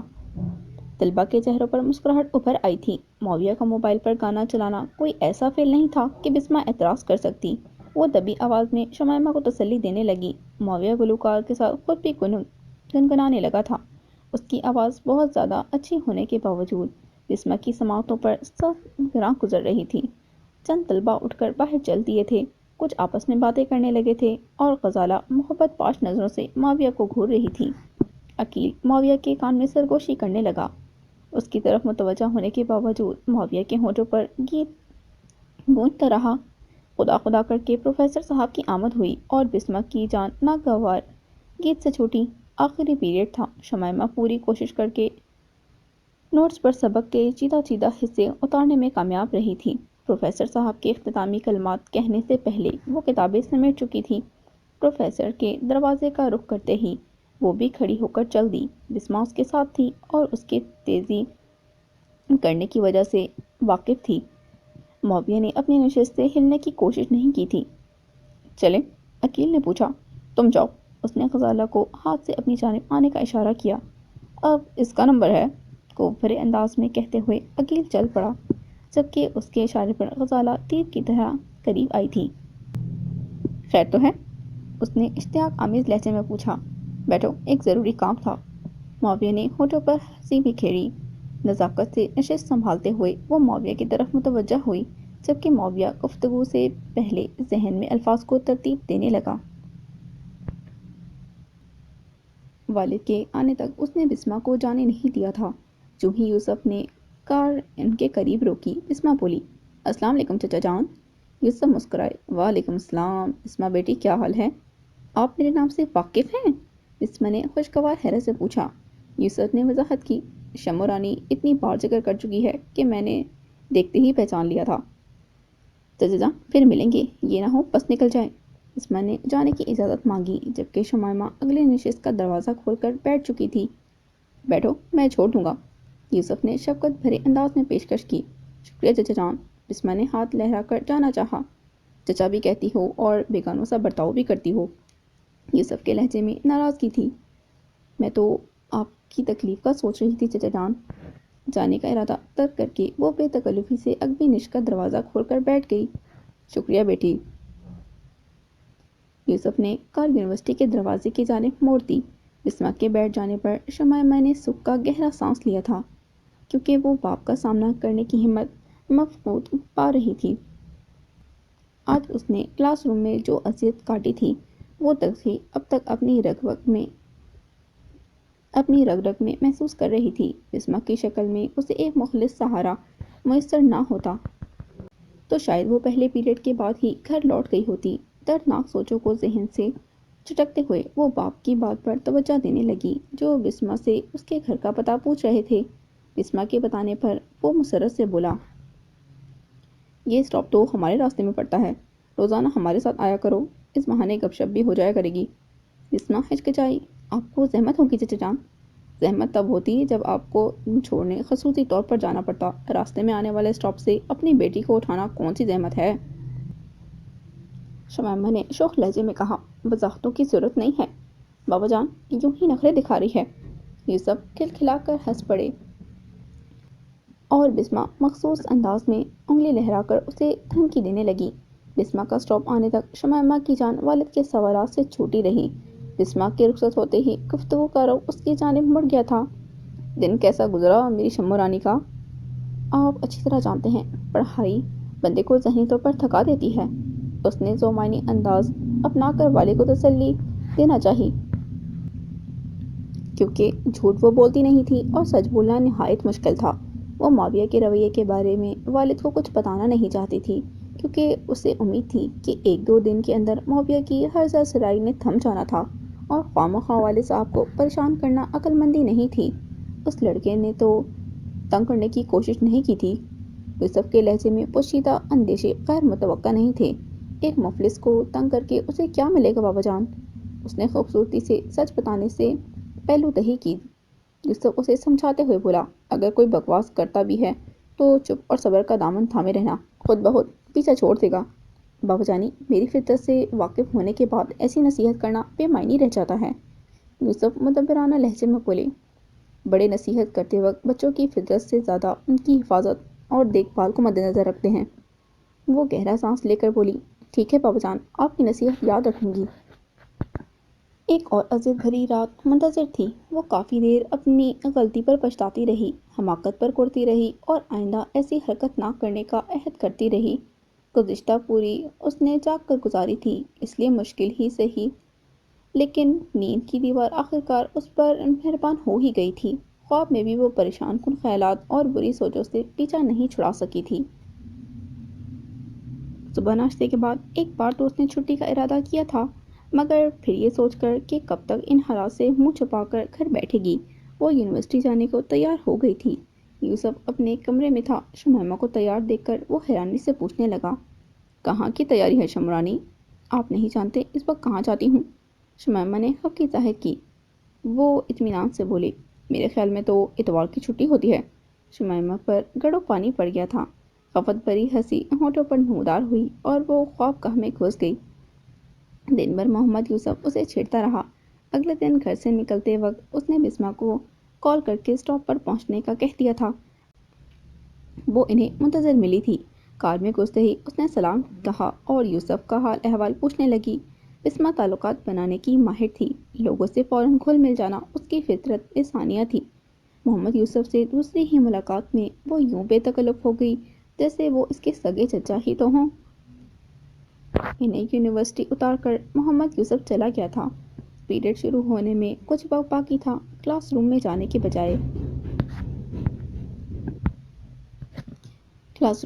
کے بجائے وہ اپنی مخصوص جگہ پر بیٹھ کر گپ شپ کرنے لگیں۔ بسمہ نے پوچھا، اس بےہودہ انسان نے کال وغیرہ تو نہیں کی تھی؟ شمائمہ نے نفی میں سر ہلا دیا۔ اگر آج اس نے گھٹیا حرکت کی تو میں وائس چانسلر کو شکایت کر دوں گی۔ بسمہ کے لہجے میں معاویہ کے لیے سخت نفرت ابل رہی تھی۔ شمائمہ اسے سمجھاتے ہوئے بولی، دفع کرو، بحث و تکرار یا شکوے شکایت سے مسائل کا حل نہیں نکلتا۔ اینٹ کا جواب پتھر سے دینے سے جھگڑے ختم نہیں ہوتے، بڑھتے ہیں۔ بسمہ نے کہا، خاموش رہنے سے زیادتی کرنے والے کو پیش قدمی کی ترغیب ملتی ہے۔ شمائمہ نے نفی میں سر ہلایا۔ ترغیب نہیں ملتی، حوصلہ شکنی ہوتی ہے، اور اس بیچارے کی سوچ ہی اتنی ہے۔ مجھے سیٹھ زادی سمجھنے کی غلط فہمی برداشت نہیں ہو پا رہی ہے۔ کسیانی بلی کھمبا نوچے کے مصداق گھٹیا انداز میں بہتان تراشی اور کردار کشی پر اتر آیا ہے۔ اس کی بکواس کو نظر انداز کر کے دیکھنا 2-3 دنوں تک پیچھا چھوڑ دے گا۔ بسمہ خوشگوار حیرت سے بولی، تمہاری باتوں سے اندازہ ہوتا ہے کہ اس کی محبت کو دل سے نکالنے میں کامیاب رہی ہو۔ شمائمہ نے دھیمے لہجے میں کہا، ایک شاعر کہتا ہے، میں نے چاہا تھا زخم بھر جائیں گے، زخم ہی زخم بھر گئے مجھ میں۔ یہ جو میں ہوں ذرا سی باقی ہوں، وہ جو وہ تھے وہ مر گئے مجھ میں۔ شکر ہے۔ بسمہ نے اطمینان بھرے انداز میں گہرا سانس لیا۔ پیریڈ شروع ہونے سے 5-6 منٹ پہلے وہ کلاس روم کی طرف بڑھ گئی تھی۔ کلاس روم میں داخل ہوتے ہی شمائمہ کی ترچھی نگاہ معاویہ کی نشست کی طرف اٹھی۔ اسے موجود پا کر دل کی دھڑکن تیز ہونے لگی تھی۔ سماعتیں گھٹیا بہتان، کسی زہریلے انکشاف اور کوئی نچر الزام سننے کو تیار ہو گئی تھیں، مگر خلاف توقع وہ اپنے دوست سے محو گفتگو رہا۔ شمائمہ کا اطمینان اگلے 2 اسباق کے دوران بحال ہو گیا تھا۔ یقین ہو گیا تھا کہ خاموشی کے ذریعے وہ معاویہ جیسے منہ پھٹ اور بیہودہ شخص سے جان چھڑانے میں کامیاب رہی تھی۔ تیسرے پیریڈ کا پروفیسر حاضر نہیں تھا۔ چلیں۔ پروفیسر صاحب کے کلاس سے نکلتے ہی بسمہ مستفسر ہوئی۔ شمائمہ اس بات میں سر ہلاتے ہوئے کھڑی ہو گئی۔ دونوں پہلو بہ پہلو چلتے ہوئے دروازے کی جانب بڑھیں۔ شمائمہ کی نشست سے 3-4 کرسیاں چھوڑ کر غزالہ بیٹھی تھی۔ شمائمہ جیسے ہی اس کے قریب سے گزری، غزالہ نے غیر محسوس انداز میں ٹانگ پھیلائی۔ وہ بسمہ کی طرف متوجہ تھی۔ اس کی ٹانگ سے ٹکرا کر بری طرح لڑکھڑائی۔ بڑی مشکل سے گرنے سے بچی تھی۔ بیچاری پوری طرح سنبھل بھی نہیں پائی کہ غزالہ غڑاتے ہوئے اٹھی۔ اندھی ہو؟ سوری غزالہ، میں دیکھ نہیں سکی۔ وہ ہکلائی تھی۔ یہ تمبو منہ سے ہٹاؤ گی تو کچھ نظر آئے گا نا؟ غزالہ نے بدتمیزی کا مظاہرہ کرتے ہوئے ایک جھٹکے سے اس کا نقاب کھینچ لیا۔ اس کا چشمہ بھی نیچے گر گیا تھا۔ یہ معاویہ کا ترتیب دیا ہوا ڈرامہ تھا۔ تبھی شمائمہ کو دروازے کی طرف بڑھتا دیکھ کر وہ اپنی قیمتی موبائل فون کا کیمرہ آن کر چکا تھا۔ اس کا ارادہ ایک مفلس بدصورت کی ویڈیو بنا کر اسے بے عزت کرنے کا تھا۔ نقاب ہٹتے ہی شمائمہ ہکا بکا رہ گئی تھی۔ وہم و گمان میں بھی نہیں تھا کہ غزالہ اتنی بے ہوتی کا مظاہرہ کرے گی، لیکن معاویہ کے سر پر گرنے والا پہاڑ شمائمہ کی حیرت سے کئی گنا بڑھ کر تھا۔ شمائمہ کا حسین چہرہ دیکھ کر اسے گمان ہوا کہ خواب دیکھ رہا ہے۔ موٹی سیاہ آنکھیں جو حیرانی اور دہشت سے مزید پھیل گئی تھیں، باریک گلابی ہونٹ، سرخی مائل گال، گھنی کمان بھویں، کشادہ پیشانی جو دوپٹے سے ڈھکی تھی، بیضوی ٹھوڑی، دوپٹے ہی میں مستور لمبوٹی گردن، اٹھتی ہوئی ناک، ہر عضو ہی کمال کو پہنچا ہوا تھا۔ اسے بنانے کو رب تعالیٰ نے جن فرشتوں کو مقرر کیا تھا، یقیناً ان کے پاس وقت کی کمی نہیں تھی، تبھی وہ چہرہ بنانے میں کوئی دقیقہ فروز و گذاشت نہیں ہوا تھا۔ حیرت و دہشت کے بعد شمائمہ کے چہرے پر غصہ ابھرا تھا۔ وہ کوئی سخت الفاظ منہ سے نکالنے ہی لگی تھی کہ اس کی نظر ویڈیو بناتے معاویہ پر پڑی۔ ایک دم ساری کہانی واضح ہو گئی تھی۔ شمائمہ سوچ بھی نہیں سکتی تھی کہ وہ اتنی گھٹیا حرکت کرے گا۔ اتنی زیادتیوں کے بعد بھی دل کے کسی کونے میں اس کے لیے نرم گوشہ محفوظ تھا، مگر یہ معلوم ہوتے ہی کہ اسے بے پردہ کرنے کے پیچھے اس کا ہاتھ ہے، شمائمہ صدمے کی شدت سے ذہنی توازن کھو بیٹھی تھی۔ بہت شوق ہے مجھے بے پردہ کرنے کا، وہ حلق کے بل چیخی تھی۔ یہ لو، سب کچھ دیکھ لو۔ اس نے دوپٹہ کھول کر پرے پھینکا۔ کالے سیاہ لمبے بال بکھر گئے تھے۔ 2 دن پہلے معاویہ نے طنزیہ انداز میں ان بالوں کو بادل سے تشبیہ دی تھی، مگر وہ بادل کیا کالی گھٹا سے بھی گھنے تھے۔ شاید یہ بھی کافی نہ ہو، میں کپڑے بھی اتار دیتی ہوں۔ دیوانگی میں مبتلا شمائمہ کو کچھ بھی نہیں پتا تھا کہ کیا کر رہی ہے۔ اس نے اتار کر پھینکا اور جو ہی اس کے ہاتھ گریبان کی طرف بڑھے، بسمہ سرعت سے لپکی اور شمائمہ کو گرفت میں لے لیا۔ کیا بے وقوفی ہے شمائمہ! چھوڑو بسمہ، اس کا شوق پورا کرنے دو۔ اسے دیکھ لینے دو مفلس کی بیٹی کی شکل کیسی ہے، اس کا بدن کیسا ہے، اسے ویڈیو بنانے دو تاکہ مجھے بدنام کر سکے۔ ہماری کون سی عزت ہے کہ برا مانے، امیر تھوڑی ہیں کہ توہین محسوس کریں گے۔ ایک ڈرائیور کی بیٹی بے پردہ تو ہو گئی ہے، بے لباس بھی ہو گئی تو کون سا آسمان ٹوٹ پڑے گا یا زمین پھٹ جائے گی؟ کم از کم سیٹھ معاویہ علی صدیقی تو خوش ہو جائیں گے۔ ہماری حیثیت تو کیڑے مکوڑوں جتنی ہوتی ہے، سیٹھوں کے دل بہلانے کا کھلونا ہی تو ہوتے ہیں۔ چھوڑو مجھے، سیٹھ صاحب کی خواہش پوری کرنے دو۔ اگر ناراض ہو گیا تو بابا جان کو پیٹے گا، ان کی توہین کرے گا، میرا جینا حرام کرے گا۔ اسے مرضی کرنے دو بسمہ، اس کی خواہش پوری ہونے دو، اسے خوش ہونے دو۔ شمائمہ ہذیانی انداز میں چیختے ہوئے نہ جانے کیا کیا بولے جا رہی تھی اور بسمہ کی گرفت سے نکلنے کی بھی پوری کوشش کر رہی تھی۔ شمائمہ، ہوش میں آؤ، کیا کر رہی ہو؟ بسمہ اسے روک نہیں پا رہی تھی اور شاید شمائمہ اپنی قمیص پھاڑنے میں کامیاب بھی ہو جاتی، لیکن صنم نے بھی قریب آ کر اس کا ہاتھ تھام لیا تھا۔ اس کا ویلا جاری رہا لیکن الفاظ انداز تبدیل ہو گیا تھا۔ تم نفرت کے قابل ہو معاویہ، صرف نفرت کی۔ میں تمہیں کبھی معاف نہیں کروں گی، اور یاد رکھنا میں کمزور بے بس سہی، میرا اللہ بہت طاقتور ہے۔ تمہیں پورا کا پورا بدلہ ملے گا اور اسی دنیا میں ملے گا۔ میں نے اپنا مقدمہ اس کی بارگاہ میں پیش کر دیا ہے، جہاں دیر تو ہو سکتی ہے لیکن اندھیر نہیں۔ وہ اپنی بے بس بندی کی فریاد کو رائے گاہ نہیں جانے دے گا۔ دیکھ لینا، تم ضرور دیکھو گے، تمہیں کبھی چین و سکون نصیب نہیں ہوگا۔ جیسے تم نے مجھے رلایا، اذیت دی، نفرت اور حقارت کے قابل سمجھا، یوں ہی تمہارے ساتھ بھی ایسا ہی ہوگا، انشاءاللہ ضرور ہوگا۔ آج کی تاریخ اپنے پاس لکھ لینا، بھولنا نہیں۔ یہ وقت، جگہ اور دن میرا رب تم سے پوچھے گا، معاویہ تم سے ضرور پوچھے گا۔ عدل کرنے والا میرے ساتھ بھی انصاف کرے گا۔ یاد رکھنا، تم سے پوچھا جائے گا، تمہیں دکھا دیا جائے گا۔ اس کا چیخنا بتدریج آہستہ ہوا اور وہ ان کے بازوؤں میں جھول گئی تھی۔ معاویہ فون پکڑے سن کھڑا تھا۔ اس کا دماغ معاف ہو گیا تھا۔ سوچنے سمجھنے کی صلاحیتیں گویا سلب ہو چکی تھیں، یہاں تک کہ اسے موبائل فون بند کرنا بھی یاد نہیں رہا تھا۔ عقیل نے اس کا موبائل فون جیب میں ڈالا اور اسے دروازے کی طرف کھینچنے لگا۔ دوسری جماعتوں کے طلبہ بھی شمائمہ کی چیخ و پکار سن کر وہاں پہنچ گئے تھے۔ غزالہ شرمندہ سی وہاں سے ہٹ گئی تھی۔ بسمہ نے فوراً ہی دوپٹے سے شمائمہ کا چہرہ ڈھانپ دیا تھا۔ پلیز یار، لڑکے یہاں سے نکل جائیں، لڑکیاں خود ہی اسے سنبھالیں گی۔ یہ کہنے والا رضوان تھا اور اس کی کوششوں سے لڑکے وہاں سے نکل گئے تھے۔ بسمہ نے کہا، صنم ایک گلاس پانی تو لے آؤ۔ صنم دروازے کی جانب بڑھ گئی تھی۔ چند ہم جماعت لڑکیاں شمائمہ کی ہتھیلیوں کی مالش کرنے لگی تھیں۔ کچھ اور لڑکیاں معاملے کو سمجھنے کی کوشش کر رہی تھیں۔ نئے آنے والیاں صورتحال پوچھنے لگیں اور پھر آہستہ آہستہ بھیڑ چھٹنے لگی۔ کچھ لڑکیوں کے چہرے پر ہمدردی تھی، کچھ منہ بناتے اور کندھے اچکاتے ہوئے پیچھے مڑ گئی تھیں۔ ان کی نظر میں چہرے سے پردے کا ہٹنا اتنی بڑی قیامت بھی نہیں تھی کہ یوں چیخ چیخ کر بے ہوش ہو جاتا۔ کچھ اسے شمائمہ کا نفسیاتی مسئلہ سمجھ رہی تھی۔ ہر انسان کے سوچنے کا انداز جدا، ترجیحات الگ اور فائدے اور نقصانات کے معیار مختلف ہوتے ہیں۔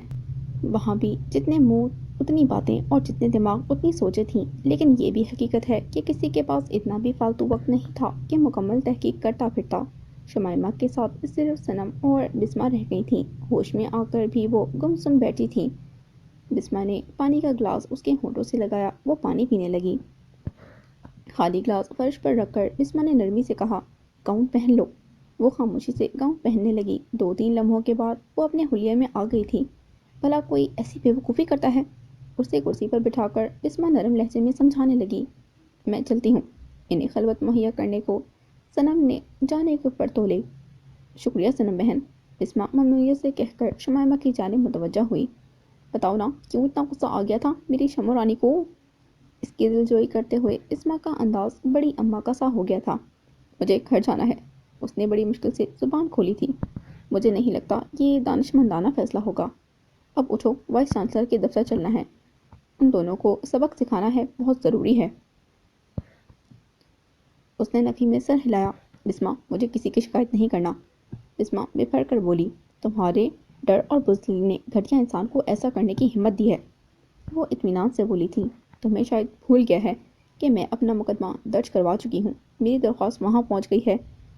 بسمہ، ایسی عدالت میں جہاں ناانصافی کا گزر نہیں ہو سکتا، عہدے مرتبے کی پہنچ سے دور، حیثیت کے زوم سے پرے، طاقتور اور کمزور کی تخصیص سے جدا، اعلیٰ اسفل کی تقسیم سے بالاتر، غربت اور امارت کے فرق سے بے نیاز، بس عدل ہوتا ہے، انصاف ہوتا ہے، پورے کا پورا بدلہ ملتا ہے۔ کسی حقیر کو مایوس نہیں کیا جاتا، کسی مفلس کو بے توقیر نہیں کیا جاتا، سب کی سنی جاتی ہے، اور میری بھی سن لی گئی ہے بسمہ۔ میرا یقین ہے، ایمان ہے، بھروسہ ہے، مجھے دنیاوی عدالت سے کچھ نہیں لینا۔ بسمہ، میرا انصاف وہ کرے گا جس نے مجھے مفلس بنایا، مجھے عدل اس سے چاہیے جس نے مجھے کمزور بنایا، میرا فیصلہ وہ کرے گا جس سے بہترین فیصلہ کوئی بھی نہیں کر سکتا، اور میں اس کی رضا میں راضی ہوں، ہمیشہ سے تھی، ہمیشہ رہوں گی۔ اس کا ہاتھ پکڑتے ہوئے بسمہ صاف گوئی سے بولی، تم سے ڈر لگ رہا ہے شمائمہ، یقین کرو تمہاری پہنچ تو بہت اوپر تک ہے۔ ہاں ہے، شمائمہ نے کھلے دل سے اعتراف کیا، ہر مظلوم کی اس تک پہنچ ہے۔ جب اس نے واضح فرما دیا کہ شہرک سے بھی قریب ہے تو اس کی موجودگی میں شک کیسا؟ جب اعلان کر دیا کہ مانگو گے تو دوں گا تو تردد کیسا؟ جب عدل کا وعدہ کر دیا تو بے یقینی کیسی؟ بسمہ نے دلیل دی، لیکن دنیا تو اسباب کے تحت ہے اور ہم معاشرے کے بنائے ہوئے قانون سے لا تعلق تو نہیں رہ سکتے نا۔ وہ اداسی سے بولی، ویسی کو شکایت کرنے پر کیا ہوگا؟ تنبیہ کر دے گا، معزز کرنے کا حکم دے گا، زیادہ سے زیادہ یونیورسٹی سے بے دخل کر دے گا، تو انہیں یونیورسٹیوں کی کمی تو نہیں ہے نا؟ پاکستان کیا، وہ تو یورپ جا کر بھی تعلیم حاصل کر سکتے ہیں۔ بسمہ نے پوچھا، تم کیا چاہتی ہو؟ فوراً جواب آیا، جو میرا مالک چاہے۔ تم بہت اچھی ہو، بسمہ نے اسے لپٹا لیا تھا۔